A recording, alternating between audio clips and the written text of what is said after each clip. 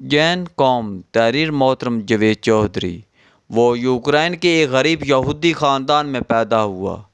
خاندان بہت غربت میں زندگی گزار رہا تھا۔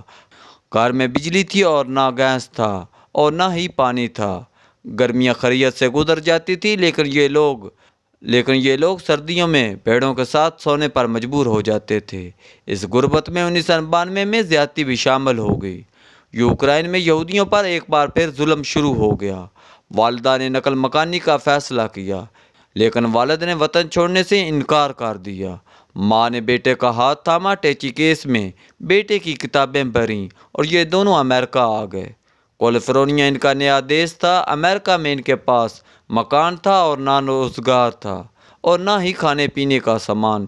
یہ دونوں ماں بیٹا مکمل طور پر خیرات کے سہارے چل رہے تھے۔ امریکہ میں فوڈ سٹیمپ کے نام سے ایک فلاحی سلسلہ چل رہا تھا۔ حکومت انتہائی غریب لوگوں کو کھانے پینے کی اشیاء خریدنے کے لیے فوڈ سٹیمپ دیتی تھی۔ یہ سٹیمپ امریکی خیرات ہوتی ہے۔ یہ لوگ اتنے غریب تھے کہ یہ زندگی بچانے کے لیے خیرات لینے پر مجبور تھے۔ جین قوم کے پاس پڑھائی کے علاوہ کوئی چارہ نہیں تھا۔ یہ پڑھنے لگا۔ وقت گزرنے کے ساتھ ساتھ پڑھائی مہنگی ہونے لگی۔ فوڈ سٹیمپ میں گزارا مشکل ہو گیا۔ جین قوم نے پارٹ ٹائم نوکری تلاش کی۔ خوش قسمتی سے اسے ایک گروسری سٹور میں سویپر کی ملازمت مل گئی۔ سٹور کے فرش سے لے کر باتھ روم اور دروازوں کھڑکیوں سے لے کر سڑک تک صفائی اس کی ذمہ داری تھی۔ وہ برسوں یہ ذمہ داری نبھاتا رہا۔ 18 سال کی عمر میں کمپیوٹر پروگرامنگ کے کھپت میں مبتلا ہو گیا۔ یہ شوق اسے سین یوز اسٹیٹ یونیورسٹی میں لے گیا۔ وہ 1997 میں یاہو میں بھرتی ہوا اور اس نے 9 سال تک سر نیچے کر کے یاہو میں گزار دیے۔ 2004 میں فیس بک آئی۔ یہ آہستہ آہستہ مقبول ہوتی چلی گئی۔ یہ 2007 میں دنیا کی بڑی کمپنی بن گئی۔ جین قوم نے فیس بک میں اپلائی کیا، لیکن فیس بک کو اس میں کوئی پوٹینشل نظر نہ آیا۔ وہ یہ نوکری حاصل نہ کر سکا۔ وہ مزید 2 سال یاہو میں رہا۔ وہ آئی فون خریدنا چاہتا تھا، لیکن حالات اجازت نہیں دے رہے تھے۔ اس نے تھوڑے تھوڑے پیسے جمع کیے اور نیا آئی فون خرید لیا۔ یہ آئی فون آگے چل کر اس کے لیے سونے کی کان ثابت ہوا۔ جین قوم نے فون استعمال کرتے کرتے سوچا، میں کوئی ایسی اپلیکیشن نہ بناؤں جو فون کا متبادل بھی ہو، جس کے ذریعے SMS بھی کیا جا سکے، تصاویر بھی بھجوائی جا سکیں، ڈاکومنٹس بھی روانہ کیے جا سکیں اور جیسے ہیک بھی نہ کیا جا سکے۔ یہ ایک انوکھا آئیڈیا تھا۔ اس نے یہ آئیڈیا اپنے ایک دوست برائن ایکٹون کے ساتھ شیئر کیا۔ یہ دونوں اسی آئیڈیاز پر لگ گئے۔ یہ کام کرتے رہے، کام کرتے کرتے یہاں تک کہ یہ 2 سال میں ایک طلسماتی اپلیکیشن بنانے میں کامیاب ہو گئے۔ یہ ایپ فروری 2009 میں لانچ ہوئی اور یہ دیکھتے ہی دیکھتے مقبولیت کی حدیں کراس کر گئی۔ یہ ایپ کمیونیکیشن میں انقلاب تھی۔ اس نے پوری دنیا کو جوڑ دیا۔ یہ اپلیکیشن واٹس ایپ کہلاتی ہے۔ دنیا کے 1 ارب لوگ اس وقت یہ ایپ استعمال کر رہے ہیں۔ یہ ایپ دنیا کا تیز ترین اور محفوظ ترین ذریعہ ابلاغ ہے۔ آپ واٹس ایپ ڈاؤن لوڈ کریں اور آپ دنیا کے کسی بھی کونے میں چلے جائیں۔ آپ کو نیا فون اور نیا نمبر خریدنے کی ضرورت پڑے گی اور نہ ہی آپ کو کسی موبائل کمپنی کے ہاتھوں بلیک میل ہوں گے۔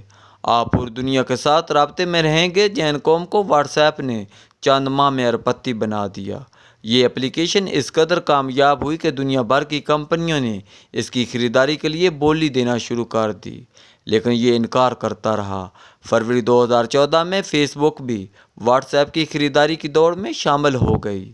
فیس بک کی انتظامیہ نے جب اس سے رابطہ کیا تو اس کی ہنسی نکل گئی۔ اس نے اللہ کا شکر ادا کیا اور کہا لگا کر بولا، یہ وہ ادارہ تھا جس نے مجھے 2007 میں نوکری دینے سے انکار کر دیا تھا۔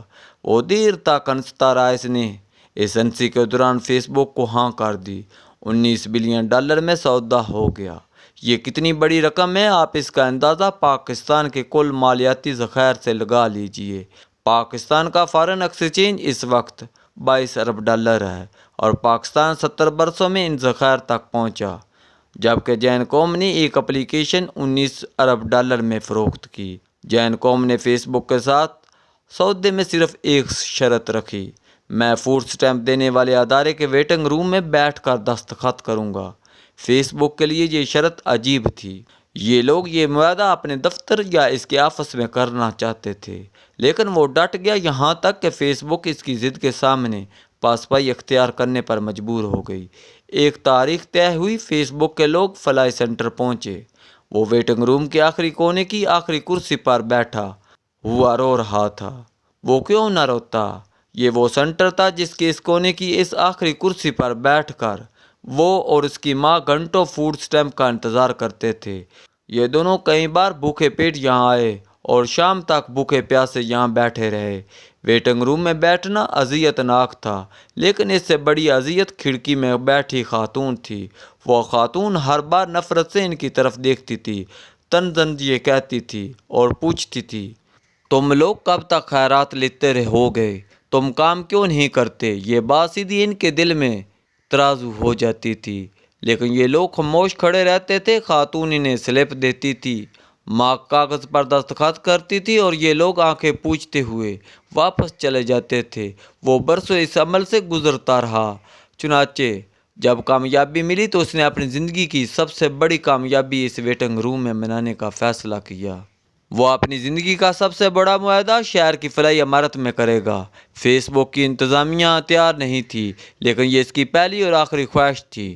سودا بڑا تھا، فیس بک یہ موقع ضائع نہیں کرنا چاہتی تھی، لہٰذا یہ لوگ اس کی ضد کے سامنے پسپا ہو گئے۔ وہ کاغذات لے آئے، سنیپ کی عمارت کے ویٹنگ روم میں پہنچے اور جین کوم کو تلاش کرنے لگے۔ وہ آخری کرسی پر سر جھکا کر بیٹھا تھا۔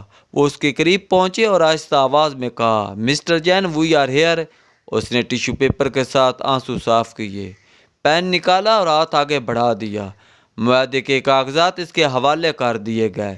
وہ دستخط کرتا چلا گیا، کاغذات ختم ہوئے اور وہ $19 بلین کا مالک بن گیا۔ وہ 38 سال کی عمر میں دنیا کے بڑے بلینئرز میں شامل ہو چکا تھا۔ فوڈ اسٹیمپ کے انتظار میں بیٹھے لوگوں کے درمیان بیٹھ کر دستخط کیے، چیک لیا اور سیدھا کاؤنٹر پر چلا گیا۔ فوڈ اسٹیمپ دینے والی خاتون آج بھی وہاں موجود تھی۔ جین نے $19 بلین کا چیک اس کے سامنے لہرایا اور ہنس کر کہا، آئی گاٹ اے جاب، اور سینٹر سے باہر نکل گیا۔ یہ ایک